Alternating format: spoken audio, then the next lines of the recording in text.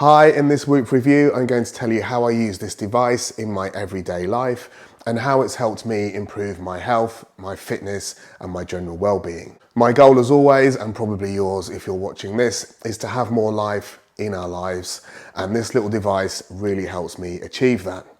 No one likes long intro.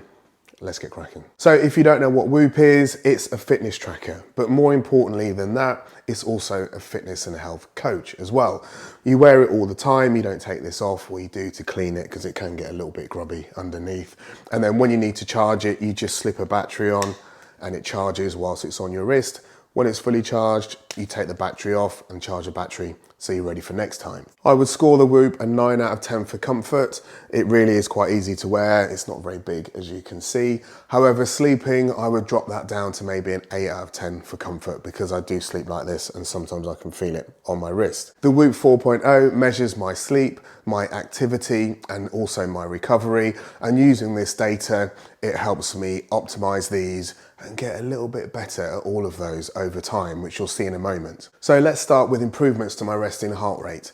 You can see here that my average heart rate is 62 BPM over the last week, and there's a little grey band there, and that's where my heart rate generally has sat for the last week. You can see though on Tuesday, look, I jumped out of that actually on Wednesday to 66.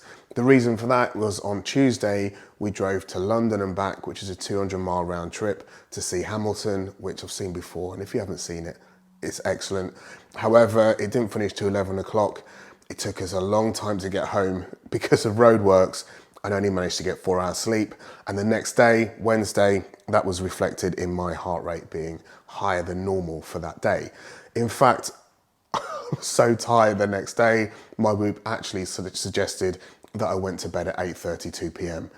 I didn't, I stayed up till 9:30, but I do think the Whoop was right. I was a mess. But if we look at the data I've got from my Whoop since I started using it back in February, you can see that my resting heart rate's been coming down really nicely.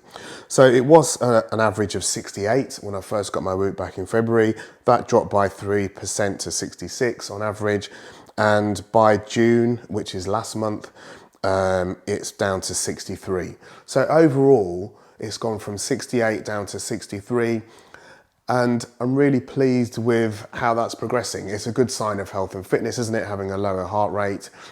And I do take a lot of Ventolin because I'm an asthmatic, which raises your heart rate. And I do drink a lot of coffee, which also raises your resting heart rate. So it's a good result, I think. When it comes to my sleep, this is something that I would like to improve more. The Whoop is helping me measure it really well, but it's one of those areas where I could do better. You can see here that on the top here, it says the average amount of sleep I'm getting, which is 7 hours and 7 minutes. I don't think I could get to the 8 hours 46 that the Whoop recommends. I feel like there's just not enough time in the day to have that much sleep, but I do think I could get closer to 8 hours a night sleep than 7, which would benefit me. You can see from the breakdown at the bottom of the screen here, which I'm sorry if it's small, that I've had 80 plus sleeps where I've just had enough to get by, or sufficient sleep is probably a better way of putting it, and then 37 nights where I've had an optimal amount of sleep. But if you look up, I mean, it's not an area where I'm excelling and yeah, could do better. Next is my HRV scores, which is something that I'm really, really pleased with. HRV, if you don't know, stands for heart rate variability. And this is like a tug of war between your parasympathetic and sympathetic nervous system.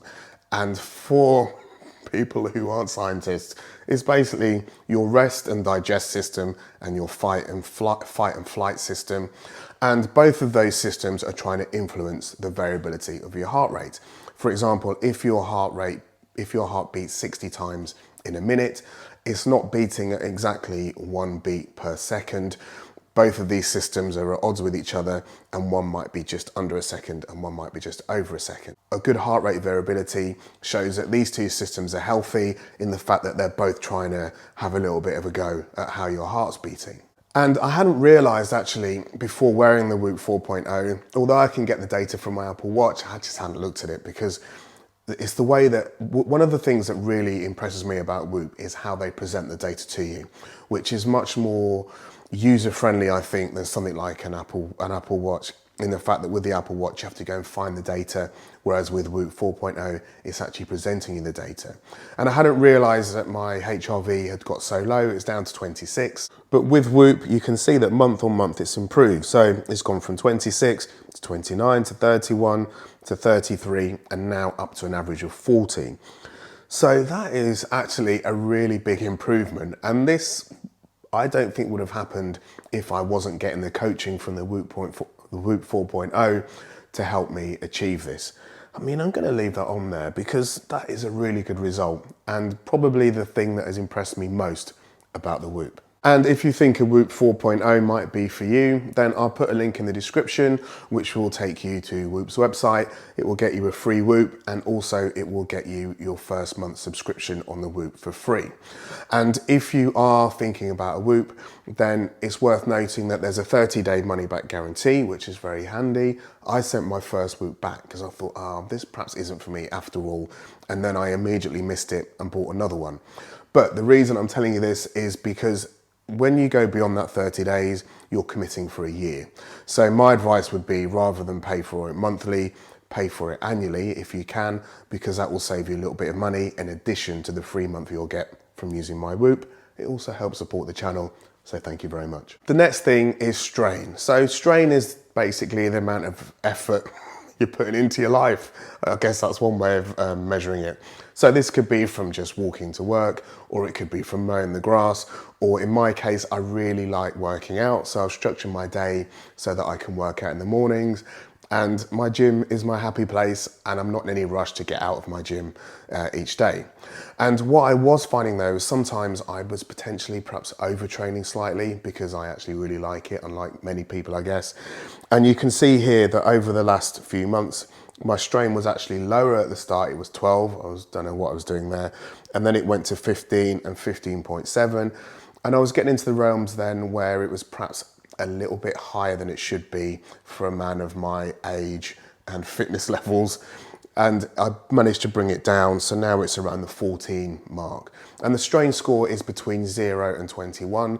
I mean, I don't know how you would get 21. On my most strenuous days, I'm generally no higher than sort of 18 or 19.